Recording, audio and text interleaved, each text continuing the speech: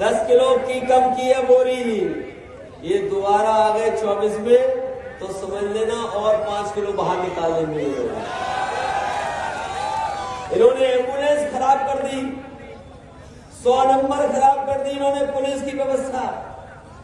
Ambulance अगर किसी ने सेवा शुरू की थी तो बिना भेदभाव के गांव में गरीबों की मदद करने के लिए एम्बुलेंस जा रही थी। एम्बुलेंस जल्दी पहुंच जाती थी, आप फोन मिलाते थे एम्बुलेंस पहुंचती थी।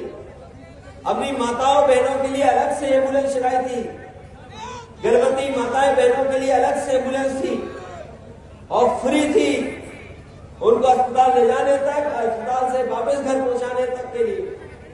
लेकिन सरकार ने व्यवस्थाएं खराब की हैं। जो एम्बुलेंस जल्दी पहुंच जाती थी, आज फोन मिलाओ तो बताओ कितने देर में आती है आपके पास एम्बुलेंस। और अगर एम्बुलेंस आ भी गई तो बताओ जिला अस्पताल में आपको क्या इलाज मिल रहा है? न दवाई है, न इलाज है, न डॉक्टर है।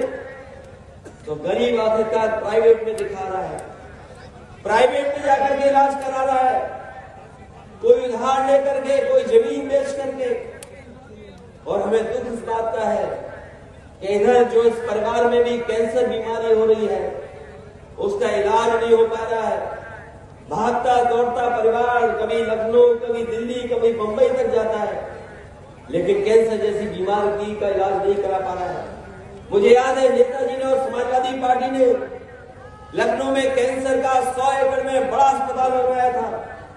और वो अस्पताल कैंसर इंस्टीट्यूट इसलिए बन रहा था कि अगर गरीब परिवार के किसी सदस्य को कोई गंभीर बीमारी हो जाएगी तो उस अस्पताल में उसका पूरा का पूरा इलाज होगा और एक भी पैसा किसी भी गरीब से नहीं लगेगा, पूरा का पूरा पैसा सरकार देगी।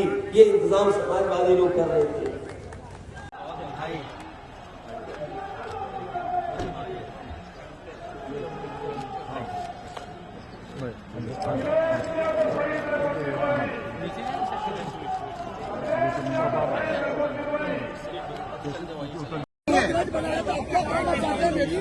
क्या कहेंगे मायावती को, क्या संदेश देना चाहेंगे? देखिए, समाजवादियों की कोशिश रही कि सभी दलों को जोड़ने का प्रयास हो और इधर अखबारों और टीवी के माध्यम से तरह तरह के रूमर भी उड़े। हमारी कोशिश लगातार रहेगी कि इंडिया गठबंधन कैसे मजबूत हो, इंडिया गठबंधन में कैसे और दल जुड़े।